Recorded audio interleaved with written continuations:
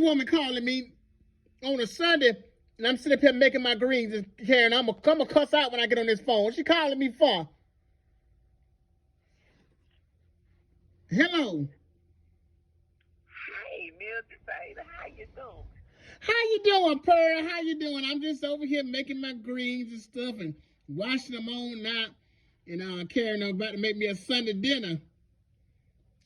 Yeah, I just got in from church. All I gotta do is make the cornbread and warm everything up because I got started last night and I finished up around 11.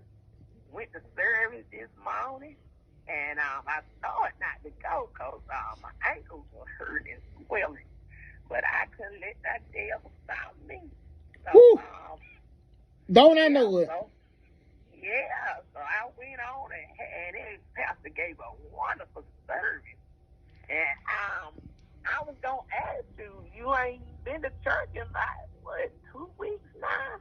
So Yeah, you still trying to find a new church? You're not coming back? No, honey, you must have forgot that I had got into it with the ushers and stuff, and I had to beat up 2 of them, and they gave me some knots, and I've been looking for another church to go to, honey. I'm done. See, I'm done with Marvin stuff. Me and him had words.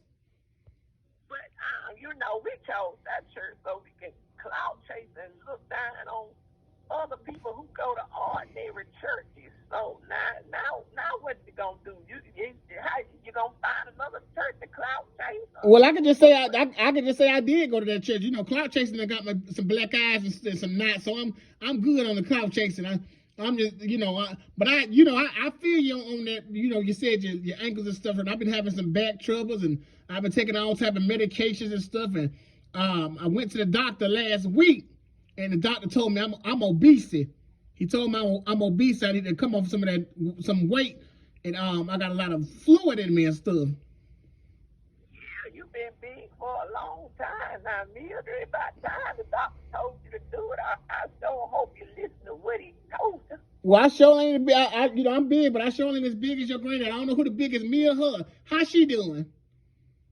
Oh, she doing good. How everybody doing on your end?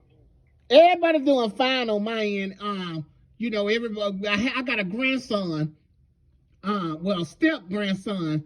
He recently, I wouldn't say came out the closet because it was an invincible closet. We had an event and everybody was sitting at the table talking, having a good time, playing cards and stuff. He come on out and say he had got an announcement to make. And I'm thinking we about to say something serious. He say, well, I know y'all don't know this, but I'm gay. We all look at each other and get back to talking and playing cards and stuff. And he say, did y'all hear what I said? I said I'm gay. And then we all was talking about how we already knew, and you wasn't fooling nobody. You was in a see-through closet and stuff like that. And he ran out the room switching. And then I got up and said, and he wondered why we already knew that he was gay. And so yeah, that went on. But other than that, everything fine. How's everybody on your end? Is that granddaughter still messing with that man? What I was gonna say is that talking about the step grandson, what his name? Sharika. Shannon. It's Shannon. Is that his name?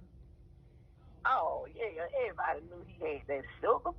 Yeah, honey. I don't know how who he thought he was fooling. This is as sweet as he wanna be.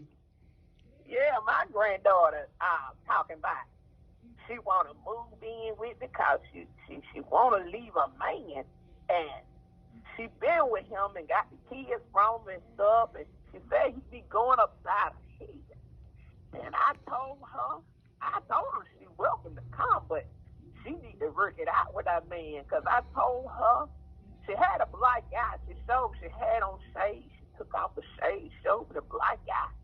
I said, baby, don't worry about that black eye. That black eye is a symbol of y'all love. And you just hang in there with that man because he loves you. Oh, and I see I see. Go ahead.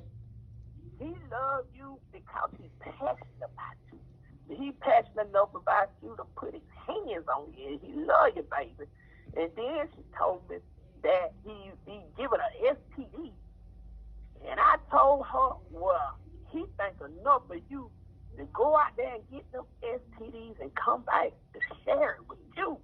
Because he loves you, so he want to share it with you so y'all can go do it together, burn together. Y'all got a hot, flaming, burning love.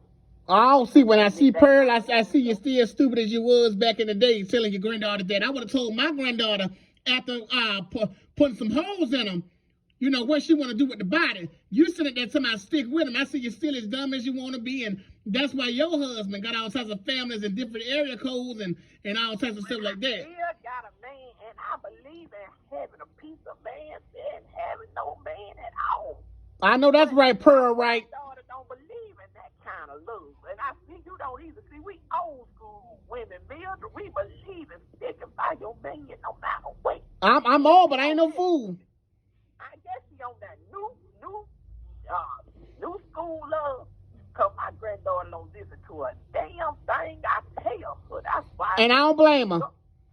She won't listen to me, Mildred. How I get her to listen to me? I wouldn't get her to listen to you. She need to listen to somebody else that gonna give her some sense and lead that man, or put him in the ground or something. Because if it was my granddaughter, we'll be planning on what river we gonna put him in. We gonna put him in the Hudson River? Is we gonna put him in the Chattanooga River? What river we gonna put him in? Not stick with him. Hey, you always been silent, Mildred. You always resorted to silence. Had you scared to come out the door in '88? No, I don't recall all that now.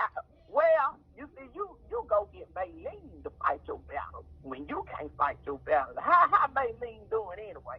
Baileen still doing fine. She's still beating up all types of men and fighting alligators and beating up grown big old men. Y'all went on a fishing trip and y'all thought she was dead. The alligator poured her down in the water, and y'all were just calling the police and everything, trying to get help. And that thing, no, Baileen came up out the water, had alligator in the headlock with one arm, one with the other arm, and had the other alligator in her mouth.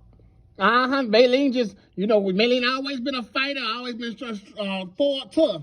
So I wouldn't worry about no alligator taking up in there. Everybody else was crying. I was like, oh, here she come. She coming. Put that phone down. You ain't gonna call the police. This is Baileen.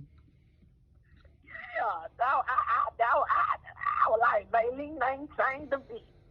80 years old, still fighting like she was when she was a teenager. Well, it's about time y'all to settle down now. Y'all getting up there now. Y'all still be trying to fight and stuff. I heard she want to fight that girl on bad, and she trying to get on bad to go fight that girl.